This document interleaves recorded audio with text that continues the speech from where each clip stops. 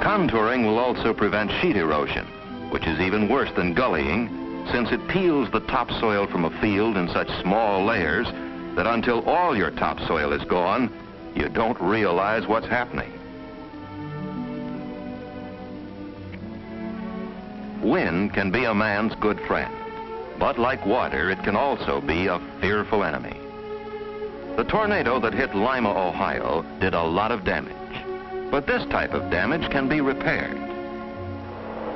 The wind damage being done here cannot be repaired, for the topsoil being blown from these fields cannot be replaced.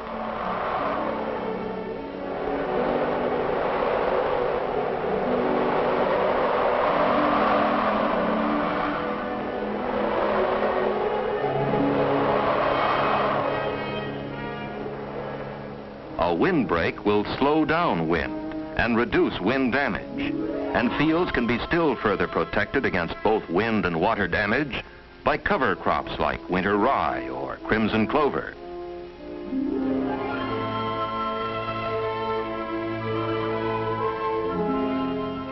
So the pattern of America changes. In rolling country, squares and oblongs give way to curved strips, and the landscape takes on a new, streamlined beauty. Not so long ago, a man could clear a piece of land, ruin it by bad soil practices, and move on to a new piece of land. But now, there is no new land, save that reclaimed by irrigation. The future welfare of our nation depends upon the productivity of our land. So today, we must manage by all means to maintain the fertility of our topsoil.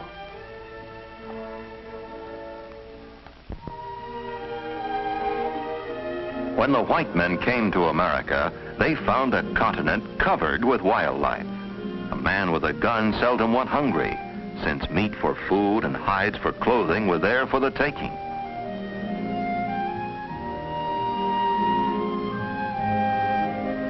Later, when ammunition was cheap, some men hunted for sport, while others made hunting a profession. Tremendous numbers of birds and animals were killed by these gunners. And as the settlers cut and plowed and drained the land to raise more and more grain, vast areas of wildlife habitat were destroyed. So today the bison are gone from the plains, and the passenger pigeons that darkened the sky exist only in museums. The once great flocks of wild turkeys and shorebirds and waterfowl are sadly depleted, while mountain sheep and grizzly bear and moose are now seldom seen except in our national parks.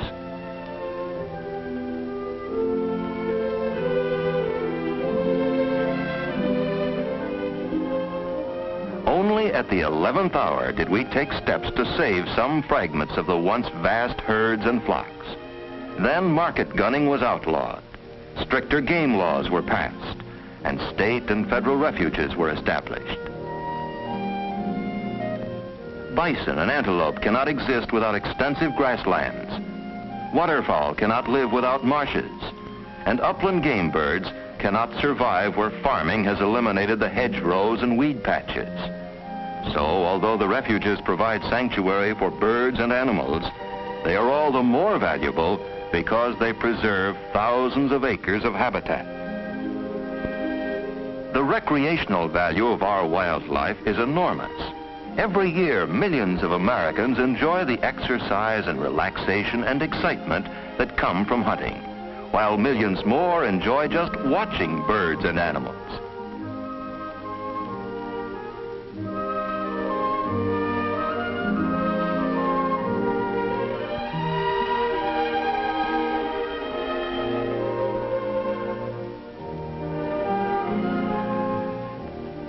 Then there is the purely dollar and cents value of wildlife, particularly of our birds. The upland game birds and the pretty little songbirds that nest close to our houses and are such fun to watch are tremendously valuable. Because of the insects they destroy, they are true guardians of our crops, and their loss would be a real catastrophe. Birds and animals are indeed deserving of all the effort we can put into their conservation.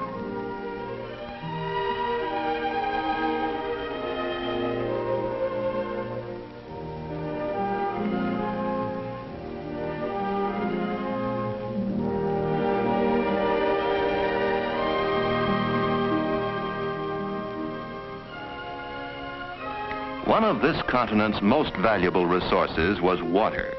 Clean, pure water to serve man in a multitude of ways. Water for himself and his animals to drink. Water for transportation. Water for power and industry. Water for irrigation. Water for fish and wildlife. And water for recreation. Save in a few arid regions, we had so much water that shortages seemed impossible. Clean, usable water was something we just took for granted. Up in the hills of New England, a river is born. Rainwater soaked up by soil, well covered with trees and shrubs and decaying leaves, comes to the surface, and a tiny brook starts toward the sea. It is cool and pure as it goes singing toward the sea. It is water that a man can drink. Water in which fish can live and kids can swim. Best of all, perhaps, it is the kind of water by which a father can sit with his son and dream of the future. But after a while, the water meets a mill and a dam. Here it is still pure and clean, but it is not pure and clean below the mill. In just a few hundred yards, it loses all its purity. In just a few hundred yards, it stops singing, for into it the men of the mills pour industrial wastes, and the women of the city fling garbage and refuse. No one should be allowed to do this to a river, for a river ought to belong to the people and be for their enjoyment. But in many parts of the country, once lovely streams are being turned into stinking open sewers.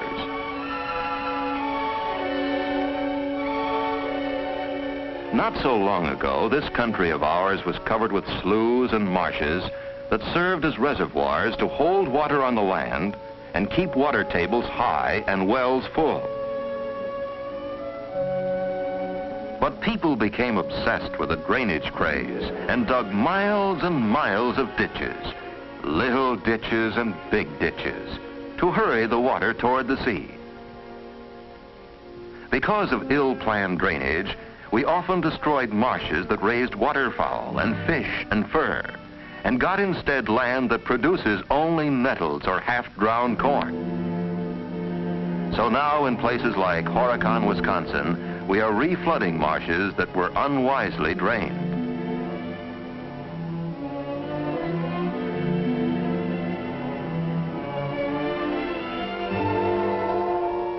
Every time a marsh is drained and water is hurried to the nearest river, we increase the likelihood of downstream floods. So we spend millions and millions of dollars to build higher and higher levees and bigger dams. Year after year, we pour more and more money into these colossal structures. And year after year, the snows melt, the rains fall, and the floods grow worse.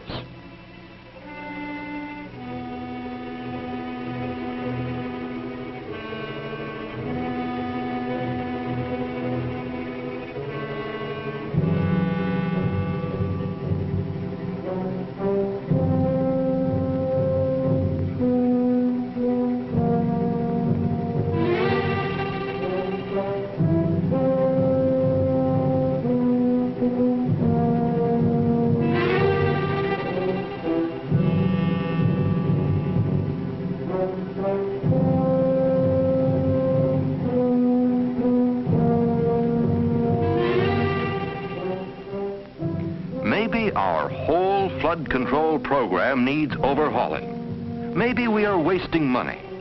Maybe the place to control floods is where they start, high up on the streams. Up where cutting or burning have stripped the hills of the forest cover that once soaked up rainfall and checked the rush of water from cloudbursts or fast-melting snow, we can make trees grow again.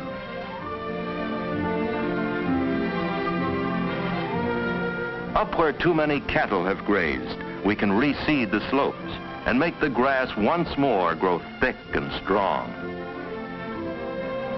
And where water, heavy with good, rich soil, now tears at the furrows, Contour farming can set up hundreds and hundreds of tiny but effective dams to hold back the runoff and keep the soil where it belongs. And we can put an end to ill-advised drainage so that water will stay where it is most needed. Far up on the watersheds, we can build countless small dams for irrigation, for stock, for fish and wildlife, for recreation, and to trap floodwaters in the silt that is filling our reservoirs so fast that even our largest dams will be useless in an amazingly short time.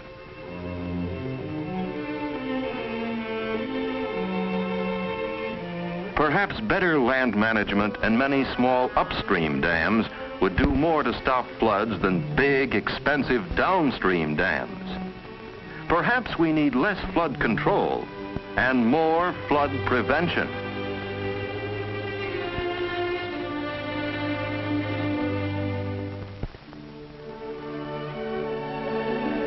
In any program of flood prevention, our national forests play a large part.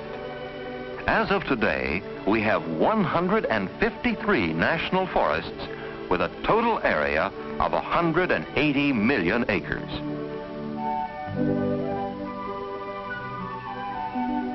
We are apt to think of these forests as just tracts of land set aside to preserve timber that will one day be harvested under government supervision. But this is only one reason for the national forests. Their most vital function is the protection of important watersheds.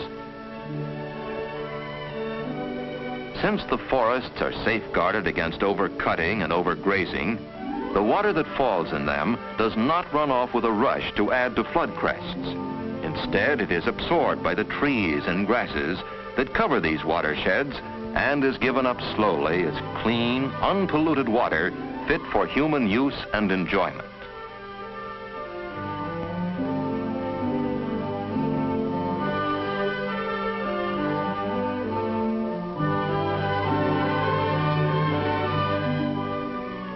Grazing is allowed under permits granted by the Forest Service. And today, over 1 million head of cattle and 3 million sheep graze in our national forests.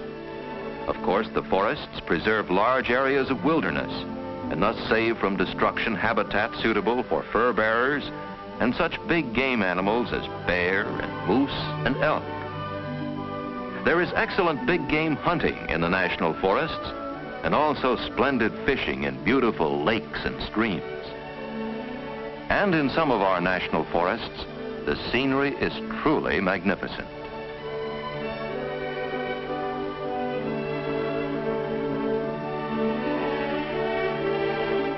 Indeed, the scenery is so magnificent that each year more and more Americans are vacationing in the national forests. Recently, in a single year, 30 million persons use the forests for recreation. This is almost as many as use the national parks. Our first national park was established in 1872, when Congress created Yellowstone National Park as a pleasuring ground for the benefit and enjoyment of the people, and thus preserved for posterity such wonders as Old Faithful and Yellowstone Falls.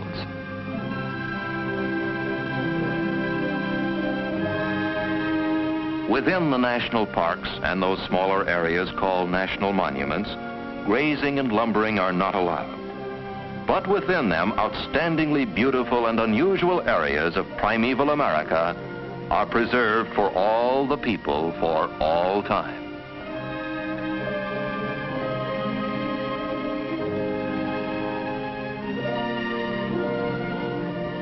There are the mountain parks like Glacier and Grand Teton and Rainier. There are the canyon parks such as Grand Canyon and Zion and Bryce. There is Sequoia, the park of the big trees, and Yosemite, the park of the superlative waterfalls. There is Acadia and Great Smoky and Crater Lake.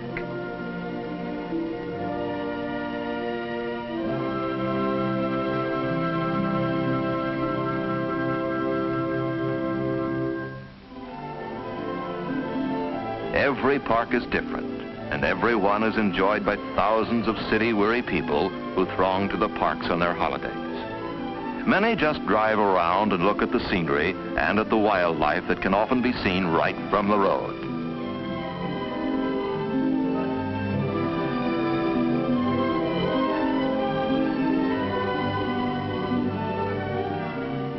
Most of these visitors enjoy the company of their fellows, but some seek solitude and spend their days far back in the vast wilderness areas. Some visitors ride the trails, others fish, while still others scale the highest and most difficult mountain peaks.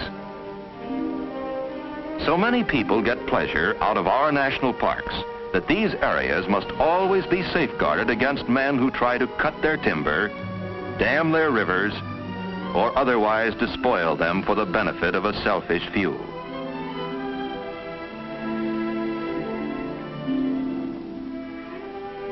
Yes, Bill, this is your country, your American heritage.